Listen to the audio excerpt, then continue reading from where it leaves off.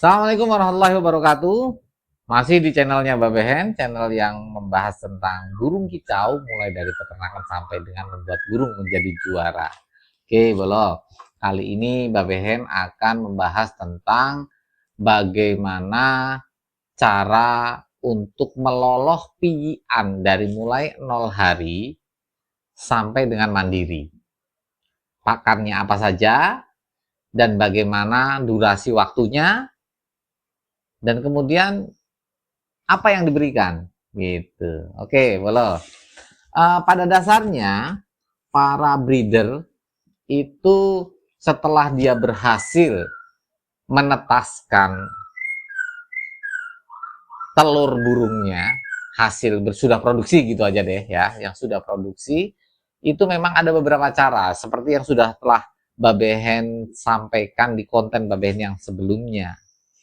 Jadi ada yang menggunakan cara ditetaskan lewat inkubator.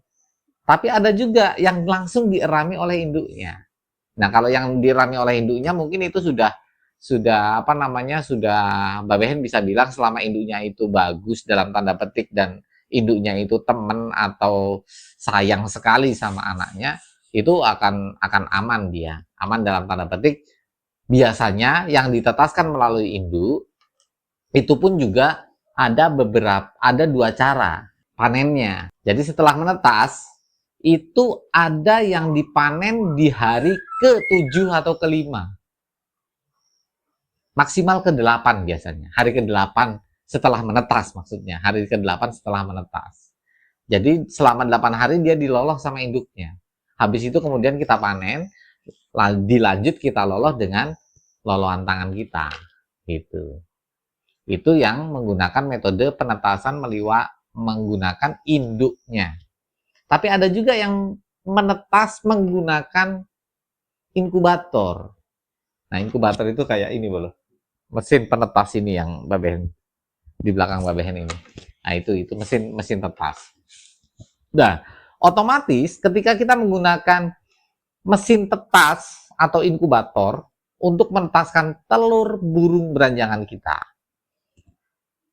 ketika sudah menetas, berarti kan burung itu masih sangat kecil sekali dan masih sangat rawan sekali. Masih sangat rawan sekali. Gitu. Karena memang dia belum bisa ngapa-ngapain, hanya paling goyang-goyang, mangap-mangap seperti itu. Nah, bagaimana perlakuannya setelah menetas di inkubator? Oke, gini belum. Setelah menetas di inkubator, kan kita menghitung tuh ya, menghitung telur masuk kapan, dan kemudian biasanya untuk beranjangan ini itu bisa menetas di inkubator itu kurang lebih sekitar 10 sampai 11 hari dia menetas biasanya. 10 sampai 11 hari. Nah, setelah menetas, perlakuannya adalah biarkan burung yang sudah menetas itu paling tidak 4 jam di inkubator tetas. Apa tujuannya? Supaya badannya kering dulu loh. Setelah badan dia itu kering, 4 jam sampai 6 jam, biasanya ada bulu-bulu halusnya, tapi ada juga yang tidak berbulu halus juga ada. Tapi ada kadang yang berbulu-bulu halus, berbulu kapas bahasanya. Nah, itu sampai kering betul. Kalau sudah kering, baru dia kita pindah ke inkubator loloh. Jadi inkubator itu memang ada dua ya, menurut Babehen ya, bahasanya inkubator lah, penghangat, sama-sama penghangat. Inkubator penetasan itu suhunya biasanya 37,5 sampai 38. Nah, ada inkubator loloh atau orang-orang bisa dibilang apa ya, boder ya, boder. Nah, itu inkubator loloh. Suhunya kita turunkan, tidak sepanas atau tidak setinggi inkubator tetas. Kita turunkan pelan-pelan. Konten ini apa penjelasan tentang ini Mbak Ben sudah buatkan konten di konten yang sebelumnya, jauh sebelumnya itu. Kita turunkan pelan-pelan, mulai dari 0,5. Misalnya biasanya 37,5, ya kita turunkan di inkubator loloh itu 37 atau 36,5. Nah, biarkan itu selama 1 hari atau 2 hari, nanti setiap harinya kita turunkan lagi 0,5, 0,5, 0,5, begitu seterusnya sampai ke 32 derajat. Dah selesai. Kalau di 32 derajat itu standby di situ, atau 3-3 lah maksimal. Sambil kita melihat keadaan burung. Burung yang di inkubator loloh itu keadaannya seperti apa? Ciri-cirinya kalau misalnya dia selalu bergerak aktif, kemudian dia mangap-mangap, dan warna kulitnya hitam, nah itu kepanasan tuh boleh tuh. Kepanasan itu. Turunkan suhunya. Gitu. Tapi kalau misalnya dia anteng dalam tanda petik, tapi reaksi atau respon untuk makannya itu masih bagus, nah itu berarti normal. Tapi kalau badannya pucat dan dia lemas, itu berarti terlalu dingin. Jadi kurang panas, naikin sedikit supaya dia hangat lagi. Gitu. Nah, bagaimana cara ngasih makannya nih? Oke. Gini belum. Setelah menetas, Mbak Behen tadi sudah sampaikan bahwa diamkan dulu di inkubator tetas itu selama 4-6 jam. Setelah itu baru kita pindah ke inkubator loloh. Nah, di inkubator loloh itu baru mulai kita kasih makan. Pakan apa yang bisa kita berikan kepada burung pijian kita yang umurnya masih 0 hari? Ada 2. Yang pertama, menggunakan kroto. Yang kedua, menggunakan jangkrik. Nah, bagaimana sih cara pemberiannya? Nah, gini. Kita bahas dari kroto dulu ya. Nah, kroto itu adalah salah satu pakan yang nutrisinya bagus untuk pijian. Tapi pesan Mbak Behen, sebaiknya jangan diberikan kroto yang besar-besar. Karena cairannya terlalu banyak. Ketika cairannya terlalu banyak, khawatirnya menimbulkan mencret. Kalau mencret lemes, akhirnya mati nanti. Karena masih rawan nih Bolo nih, masih 0 hari ini masih rawan. Gitu. Terus bagaimana kalau untuk kroto ini yang diberikan? Diberikan kroto yang kecil-kecil itu Bolo. Yang warnanya yang sudah berbentuk atau belum berbentuk juga boleh. Yang belum berbentuk atau yang sudah berbentuk semut, tapi warnanya masih putih bersih. Masih putih bersih. Nah, itu yang kita berikan. Wanti-wanti Mbak Behen yang pertama untuk kroto ini, jangan sampai menggunakan kroto yang wayu. Wayu itu apa ya? Wayu itu adalah kroto yang sudah beberapa hari gitu maksudnya. Usahakan yang fresh lah gitu. Berikan kroto yang fresh, yang masih baru, fresh. Karena apa? Kroto ini kadang-kadang ketika dia sudah basi ya, atau wayu sudah basi misalnya gitu, timbulnya itu bisa jadi racun, bisa jadi amonia buat burung kita. Dan akhirnya burung kita malah sakit loh. Nah, itu yang dikhawatirkan. Antisipasinya gimana, B? Misalnya supaya ketika kita pemberian kroto itu dia tetap aman. Sebelum kita berikan, krotonya itu kita rendam di air panas dulu. Kita rendam di air panas.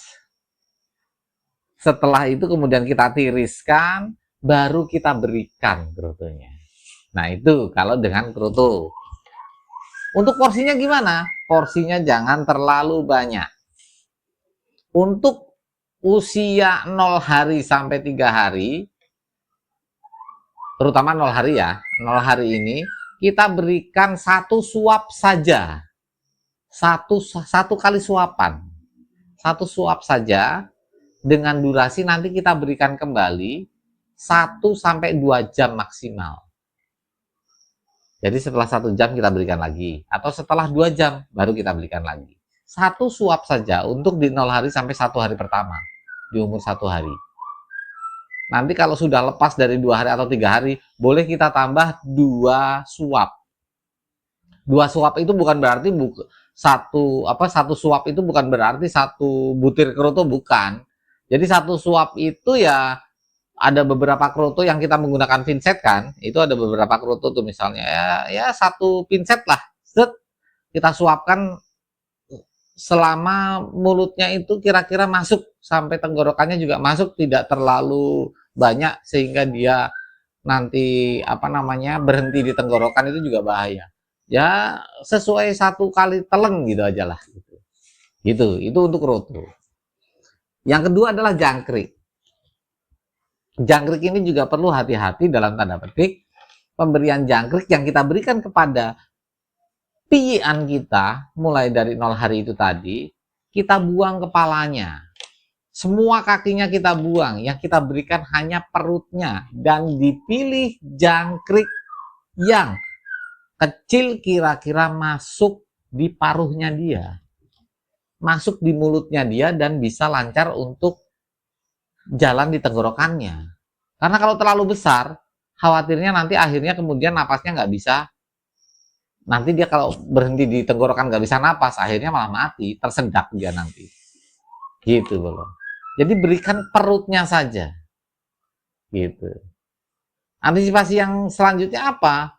Ya karena jangkrik juga kita nggak pernah tahu ya, itu ada bakterinya atau ada penyakitnya atau bawa virus atau tidak, kita nggak pernah tahu. Nah salah satunya untuk antisipasinya, kita bisa berikan atau kita bisa treatment jangkrik itu, yang pertama disterilkan untuk dikasih pakan dulu. Pada saat kita mau memberikan jangkrik atau perut jangkrik itu tadi, sama dengan perut itu tadi, kita rendam di air panas dulu. Harapannya apa? Steril dulu. Gitu. Selain jangkrik, kalau babehen hanya jangkrik saja, tidak diberikan apapun. Jangkrik saja. Dan itu pun cuma 1 ekor. 1 kali suap. Nah, 1 ekor aja. Yang kira-kira dia masuk di mulutnya atau di paruhnya. Dan bisa lancar untuk masuk ke perut melalui tenggorokannya. Supaya dia tidak tersedak. Gitu. Durasinya sama, 1 jam sekali atau maksimal 2 jam sekali diberikan 1 ekor, 1 ekor, 1 ekor. Seperti itu dulu. Boleh diberikan vitamin. Dalam bentuk apa saja, tapi hanya dicelupkan saja, belum dicelupkan saja. Jangan terlalu basah, baru diberikan. Kalau terlalu basah, khawatirnya sekali lagi mencret. Nah, itu khawatir kita. Kalau sudah mencret, berat belum. Untuk piyian yang kecil mulai dari 0 hari sampai 3 hari itu adalah fase rawan pertama. Fase rawan keduanya untuk beranjangan ini dari mulai hari ketiga itu sampai hari ke-8 biasanya. Hari ke-7 sampai hari ke-8 lah. Nah itu fase rawan yang kedua. Lepas dari hari ke-8 ke-10 biasanya sudah kuat dia. Nah di hari yang ke-8 ke sana, bolo-bolo bisa kasih pakan itu sekenyangnya. Tentunya dengan feeling kita juga, kira-kira ya kita raba nih perutnya udah penuh apa belum gitu. Kalau udah penuh ya udah, jangan ditambah lagi. Gitu bolo. Nah, mudah-mudahan bisa bermanfaat dan mudah-mudahan juga bisa diaplikasikan sama bolo-bolo yang sudah mulai bisa produksi. Jangan lupa subscribe, like, dan komen. Karena subscribe itu gratis. Babe doakan mudah-mudahan yang sudah subscribe diberikan kesehatan seluruh keluarganya, dilimpahkan rizki yang meruah, dan diberkahkan seluruh hidupnya. Salam sehat satu hobi, Kicau Mania, berkah untuk kita semua. Amin. Assalamualaikum warahmatullahi wabarakatuh. Thank you.